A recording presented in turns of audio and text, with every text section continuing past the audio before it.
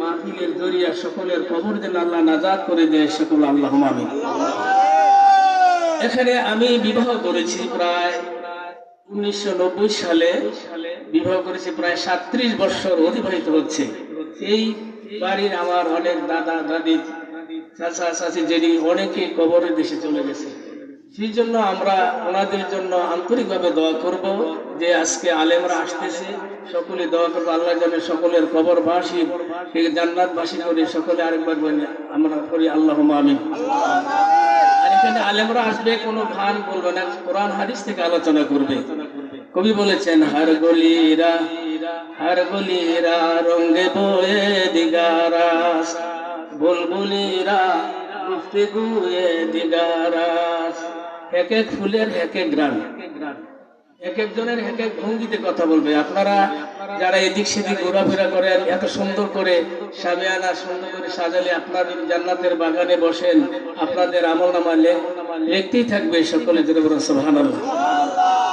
আমি রাসূল পাক সাল্লাল্লাহু আলাইহি সাল্লামের পবিত্র জবানের একটি হাদিস এবং আল্লাহ সুবহানাহু ওয়া তাআলার একটি আয়াত কারিমা তেলাওয়াত করেছি। আমি ভূমিকা না টেনে আমি ওই কোরআন কারীমের এবং হাদিসের আলোকে আলোচনা করব।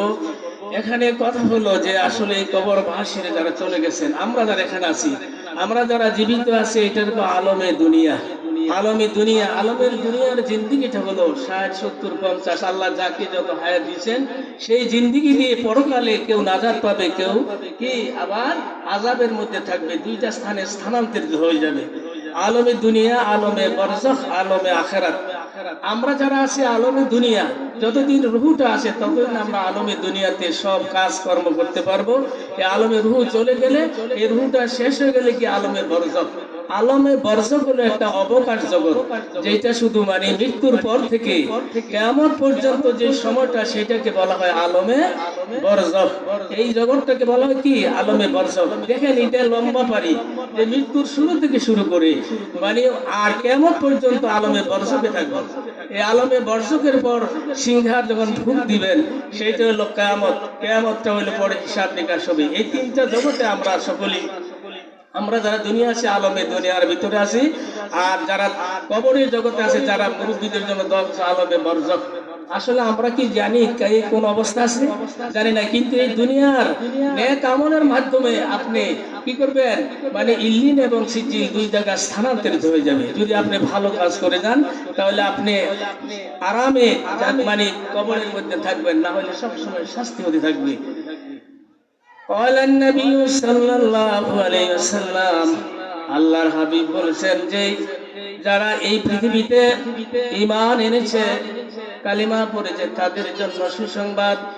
আনিল বারা ইবনে আযিব রাদিয়াল্লাহু তাআলা আনহু قال قال رسول الله صلى الله عليه وسلم المسلم إذا سئل في القبر يشهد أن لا إله إلا الله وأشهد أن محمدا عبده ورسوله। এই রাসূল পাক সাল্লাল্লাহু আলাইহি সাল্লামের বিশেষ সাহাবী, উনি বলেছেন যখন মানুষকে আমরা মৃত্যুর এই কবরে শোয়াই দিই, যদি আপনি মুসলমান হন তাকে প্রশ্ন করবে যে ইজা সুইলা ফিল কবরি, কবরের মধ্যে প্রশ্ন করবে ইয়াশহাদু আল্লা ইলাহা ইল্লাল্লাহ, সে সাক্ষী দিবে আল্লাহ ছাড়া কোনো কি নাই, আল্লাহ নাই। আর বলল আন্না মুহাম্মাদান আবদুহু ওয়া রাসূলুহু, তিনি হলেন আল্লাহর একজন প্রেরিত রাসূল। এটা কোন সময় বলা হবে? আপনি যদি নেককার হয়ে কবরে যান, আর যদি আপনি বদকার হয়ে যান সেই প্রশ্নের জবাব দেওয়া যাবে না। এখানে আমি নেককার হয়ে যেতে হলে কি কি কাজ করতে হবে আমি আপনাদের মাঝে রাসূল পাক সাল্লাল্লাহু আলাইহি সাল্লামের যে একটা সহিহ হাদিস, সেই হাদিসটা বুখারী এবং মুসলিম শরীফের হাদিস। আন আবি হুরায়রা রাদিয়াল্লাহু তাআলা আনহু قال قال أتى ربي إلى النبي صلى الله عليه وسلم, আল্লাহর নবীর কাছে একজন গ্রাম্য ব্যক্তি আসলেন, এসে বলে ইয়া রাসূলুল্লাহ ইয়া হাবিবাল্লাহ দুল্লানি আলা আমালিন ইযা আমিলতু দাখালতুল জান্নাহ। আল্লাহর হাবিবকে বললেন ইয়া রাসূলুল্লাহ ইয়া হাবিবাল্লাহ, আমাকে এমন কিছু আমলের কথা বলে দেন যে কাজ করলে আমি জান্নাতে যেতে পারবো, আমি বেহেশতে যেতে পারবো। ইয়া রাসূলুল্লাহ আমাকে এমন কিছু আমলের কথা বলে দেন যে এই কাজ করলে আমি জান্নাতে যেতে পারবো। قال النبي صلى الله عليه وسلم আল্লাহর হাবিব বলেন তা'বুদুল্লাহ, তুমি আল্লাহর ইবাদত করো। প্রথম নম্বর বলে আল্লাহ, রাসূল বলেছেন তা'বুদুল্লাহ, আল্লাহর ইবাদত করো। ওয়ালা তুশরিক বিহি শাইআ, তুমি আল্লাহর সাথে কাউকে শরীক করো না, অংশীদার স্থাপন করো না। তিন নম্বর হলো তুকিমুস সালাতাল মাকতুবা, ফরজ নামাজগুলি তুমি আদায় করো। তারপরে বললে তাসুমু রমাদান, রমজান মাসের রোজাগুলি রাখো। চারটা কথা বললেন। এক নম্বর হলো কি আল্লাহর ইবাদত করার জন্য, দুই নম্বর আল্লাহর সাথে কাউকে শরীক করা যাবে না, তিন নম্বর হলো কি নামাজ তুমি যথাযথভাবে পড়ো, আর চার নম্বর হলো তাসুমু রমাদান। এই চারটা কথা বলে বেদুন ব্যক্তির কাছে আল্লাহ রাসূল এই চারটা কথা বলে দিলেন। বলার পরে দেখেন ক্বালাল আরাবিয়্যু, ওই বেদুন ব্যক্তি বললেন ওয়াল্লাযী নাফসি বিয়াদিহি, যে আল্লাহর কাছে আমার জীবন, আমি ওই সত্তার কসম করে বলছি, লা আজিদু আলা হাযা শাইআও ওয়ালা আনকুসু মিনহু, আমি আল্লাহর জাতের কসম খেয়ে বললাম, আমি একটু কম করব না, একটু বেশি করব না। এই কথা বলে ফালাম্মা রাজুলুন, যখন লোকটি আল্লাহ রাসূলের দরবার থেকে চলে গেলেন, চলে যাচ্ছেন, ক্বালান নবী সাল্লাল্লাহু আলাইহি ওয়াসাল্লাম, আল্লাহর হাবিব বললেন, এই লোকটি চলে যাচ্ছে, ওই ব্যক্তিকে সম্বোধন করে বলেন, মান সাররাহু আইয়াজুরা ইলা রাজুলিন মিন আহলিল জান্নাহ, ও সাহাবারা, তোমরা কি জান্নাতি লোককে দেখতে চাও? তোমরা কি বেহেশতি লোককে দেখতে চাও? قال النبي صلى الله عليه وسلم, আল্লাহর রাসূল বললেন, ফানজুর ইলা হাযার রাজুল, ওই লোকটির দিকে তাকাও। সকলে জোরে বলেন সুবহানাল্লাহ। যে এই সাইডটা উনি খোদার কসম করে বললেন, আমি একটা বাড়াবো না কমাবো না, কিন্তু আল্লাহর জাতের কসম করে বলছি। কয়টা জিনিস, এই জিনিসটি যদি পালন করে তো আল্লাহ রাসূল বলেছেন সেই ব্যক্তি বেহেশতি।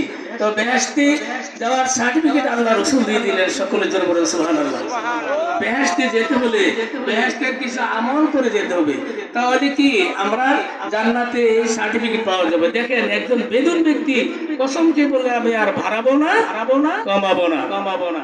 আমরা যারা আছি, যদি বেহেশতে যাওয়ার জন্য কিছু আল্লাহ রাসূল হাদিস বর্ণনা করেছেন। আল্লাহ রাসূল বলেছেন, ইন্নাল মুমিনা, নিশ্চয়ই মুমিন ব্যক্তি, আল্লাহর হাবিব বলেছেন ইন্নাল মুমিনা, নিশ্চয়ই মুমিন ব্যক্তি। আল্লাহর হাবিব মুহাম্মদুর রাসূলুল্লাহ সাল্লাল্লাহু আলাইহি সাল্লাম বলেছেন, মান আদরাকা তাকবীরাতুল ইহরামে মাল ইমামে, কোন মুমিন বান্দা যদি তাকবীরে তাহরিমের সাথে ইমামের পেছনে নামাজ পড়ে, কার সাথে? ইমামের পেছনে জামাতের সাথে যদি নামাজ পড়ে, ক্বালান নবী সাল্লাল্লাহু আলাইহি ওয়াসাল্লাম, আল্লাহর রাসূল বলেছেন, ওই ব্যক্তির জন্য আল্লাহর রাসূল আলা দারাজাত, তাকে আল্লাহ উচ্চ মাকাম দান করে দিবেন, ওয়াসলা মাকাম, তাকে উচ্চ মর্যাদা দিয়ে দিবেন, ওয়া দাখালা দারাস সালাম, সে বেহেশতে প্রবেশ করবে। সকলে জোরে বলেন সুবহানাল্লাহ। কি বললে? নামাজ পড়লে, পরকাল যেতে বলে নামাজ অবশ্যই পড়তে হবে। ক্বালান নবী সাল্লাল্লাহু আলাইহি ওয়াসাল্লাম, আল্লাহ রাসূল আরো বলেছেন, মান আদরাকা তাকবীরাতুল ইহরামে মাল ইমামে 40 ইয়ামান, কোন বান্দা যদি, মুমিন বান্দা যদি একাধারে 40 দিন তাকবীরে তাহরিমের সাথে জামাতের সাথে নামাজ পড়ে, ক্বালান নবী সাল্লাল্লাহু আলাইহি ওয়াসাল্লাম, কাতাবাল্লাহু লাহু বারাতাইনে, তাকে দুটি জিনিস থেকে মুক্তি দিয়ে দিবেন। কয়টা জিনিস? দুটি থেকে মুক্তি দিয়ে দিবেন। এক নম্বর হলো কাতাবাল্লাহু লাহু মিনান নার, জাহান্নামের আগুন থেকে তাকে মুক্তি দিয়ে দিবে। সকলে জোরে বলেন সুবহানাল্লাহ। যদি আপনি 40 দিন একাধারে তাকবীরে তাহরিমের সাথে ইমামের পেছনে নামাজ পড়ে যান, তাহলে আল্লাহর নবীর ওয়াদা হলো ওই ব্যক্তিকে জাহান্নামের আগুন হারাম করে দিয়ে দিবে। 2 নম্বর হলো বারাতুম মিনান নিফাক, মুনাফিকের খাতা থেকে তার নামটা কেটে দিবে।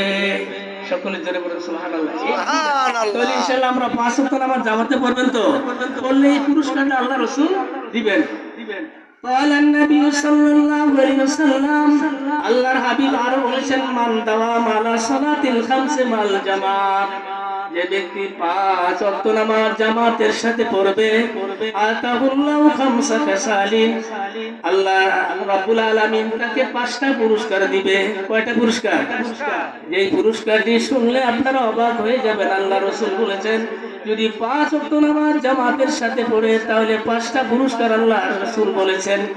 এক নম্বর হলো আল্লাহ রাসূল বলেছেন ইউরফাউ আনহু যিকুল মাইশা আর ইউরফাউ আনহু যিকুল মাইশা যিনি 5 ওয়াক্ত নামাজ জামাতে পড়ে